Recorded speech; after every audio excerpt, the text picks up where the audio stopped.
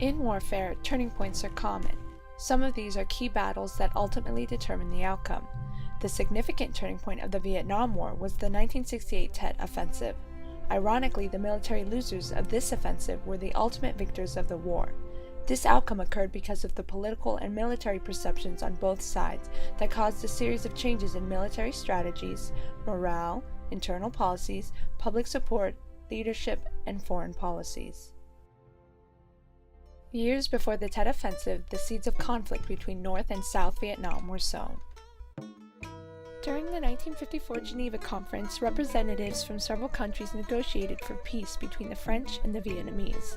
With an independent Vietnam as the goal, the country was split into North and South until a national leader could be elected.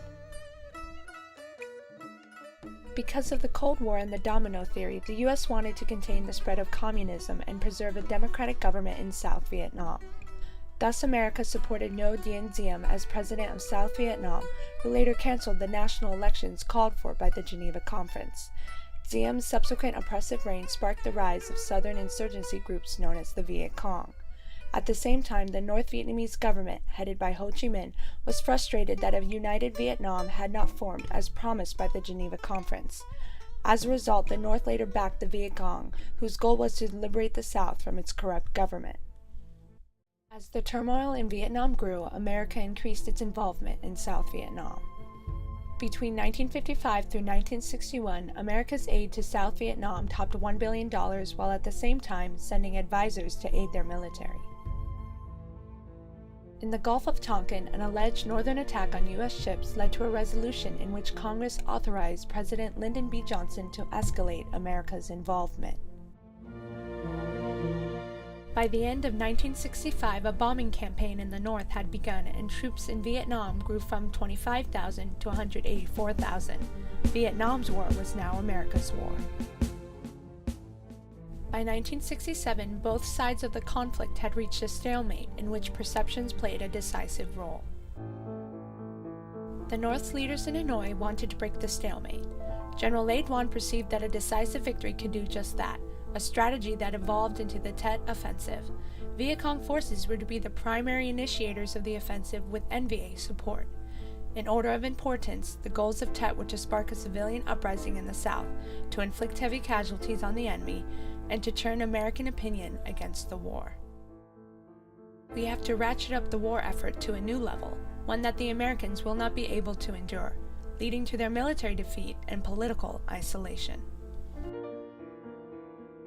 While the Communists planned their offensive, America anticipated a favorable end to the war.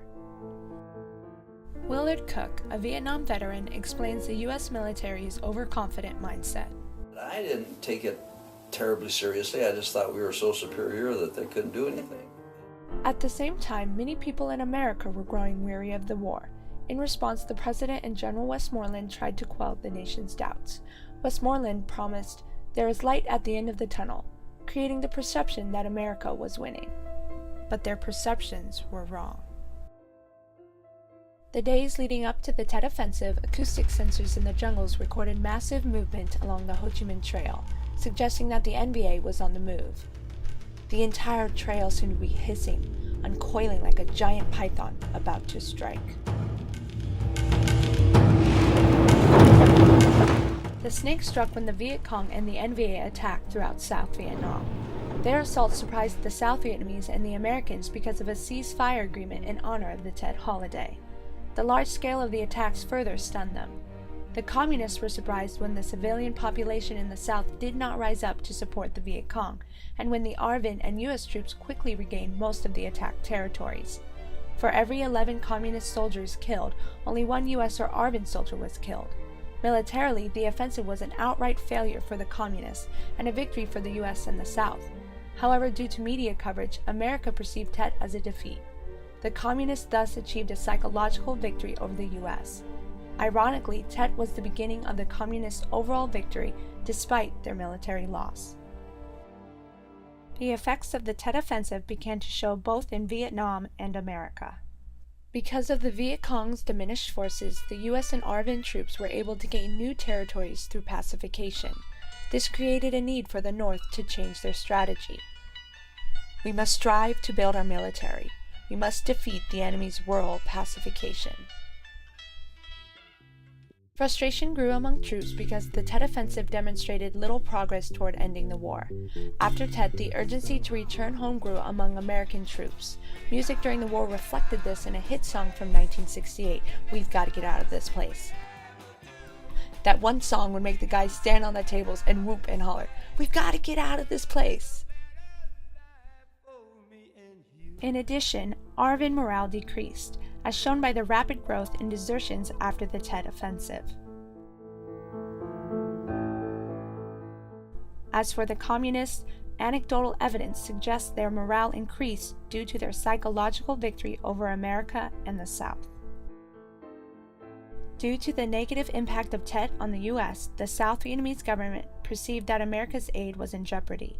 As a result, they sought stability and protection by forming new ties with foreign countries, eliminating internal corruption, and expanding their army. In the U.S., powerful images during Tet were broadcast every day. These images contradicted the President's and Westmoreland's positive statements about the war. As a result, many Americans felt their leaders lied to them, causing a decrease in public support for the war. The Tet Offensive established the perception that the war was unwinnable.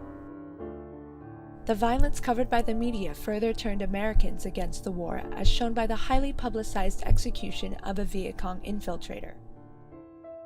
I was watching the news. General Loan shot the man, then I saw the blood coming out of the guy's head.